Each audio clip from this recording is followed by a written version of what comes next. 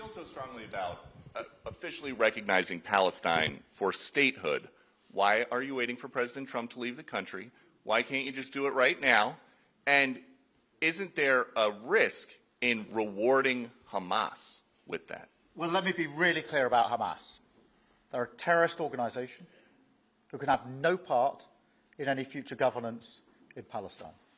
And what happened on October the 7th was the worst attack since the Holocaust. We have extended family in Israel. I understand firsthand the psychological impact that that had across Israel. So I know exactly where I stand in relation to Hamas. Hamas, of course, don't want a two-state solution. They don't want peace. They don't want a ceasefire. So I'm very clear where I stand on Hamas. Okay. On the question of recognition, I made my position clear at the end of July as to the timing, which has got nothing to do with this state visit, and I've discussed it with the President, as you would expect amongst two leaders who respect each other and like each other and want to bring about a better solution in the best way that we can. Thank you so much. Can I go back then to Robert at ITV?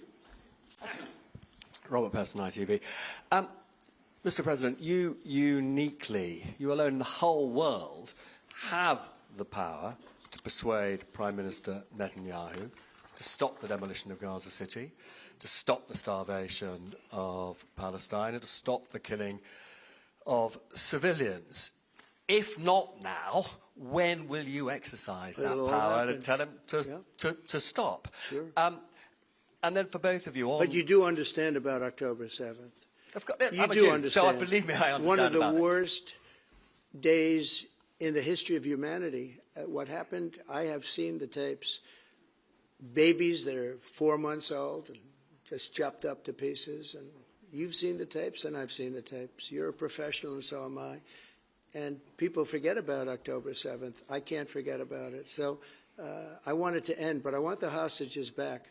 I don't want the hostages used as human shields, which is what Hamas is threatening to do. But as soon as they're back, that's the moment you will tell Netanyahu to stop. It would certainly help, but I have to have the hostages back. And I don't want them back piecemeal, as I said before. I want them back. And on a separate issue, free speech, your Vice President, Vance, said that free speech is under attack in the UK. Do you agree with him? And Prime Minister, we saw the dismissal of a very well-known chat show host in America last night, Mr. Kimmel. Is free speech more under attack in Britain or America?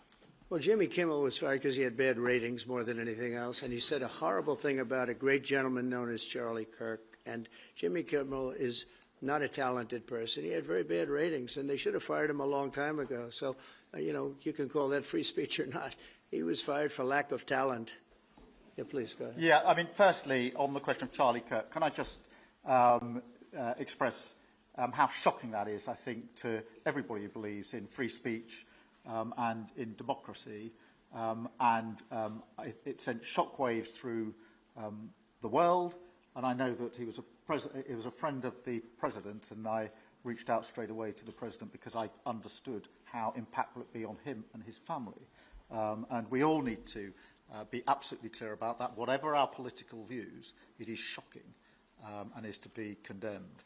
On free speech, not much to add to the answer I gave earlier. This country's had free speech for a very, very long time. It is part of who we are as a country, and it is the values that we fought for. We fought for it during the Second World War alongside each other. So we need no reminding of the importance of free speech in this country. Thank you, Robert. And I go to Beth for the final question, please. Beth. Thank you so much. Sky. Thank you, Beth Rigby, Sky News. Thank you, Prime Minister. If I could start with you. Prime Minister, President Trump has said he's ready to impose major sanctions on Russia if NATO countries stop purchasing Russian oil. He's got a point, hasn't he? Is that what you now believe is needed to bring Putin properly to the table?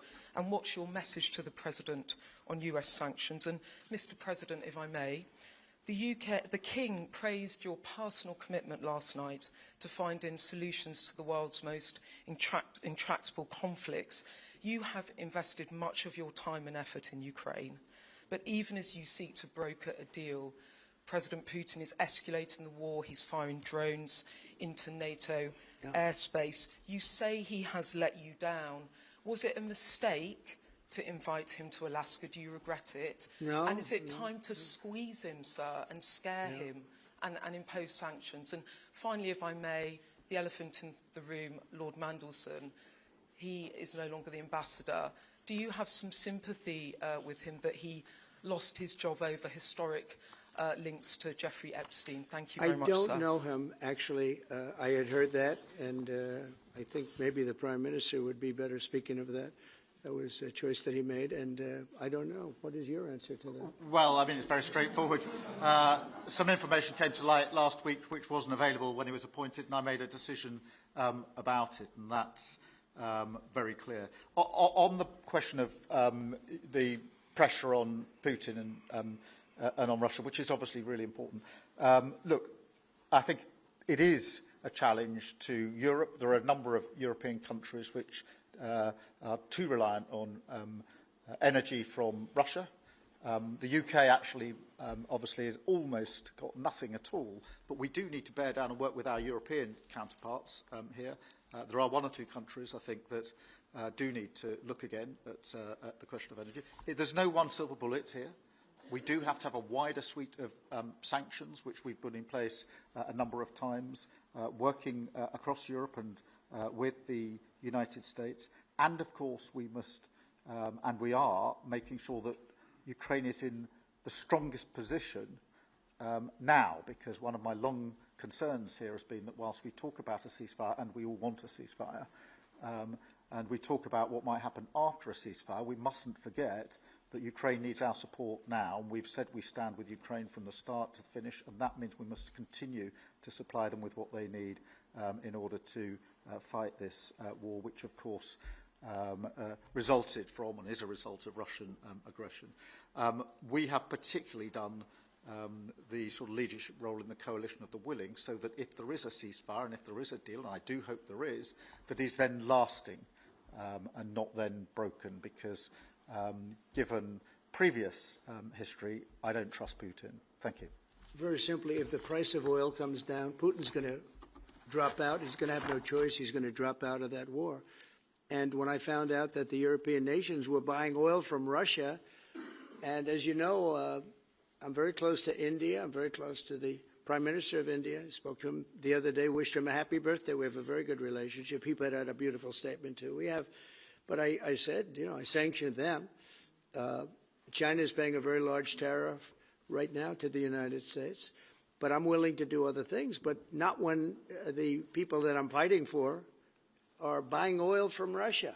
If the oil price comes down, very simply, Russia will settle. And the oil price is way down. You know, we got it way down. We're drilling and we produce more oil than anybody else in the world. We're doing a lot.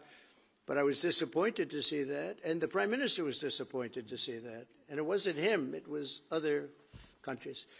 And you can't do that. You can't do that. You can't. That's not playing fair with the United States, and we can't have that. Thank you. Thank you very much indeed. Thank you. Thank you. Thank you. Thank you. Thank you.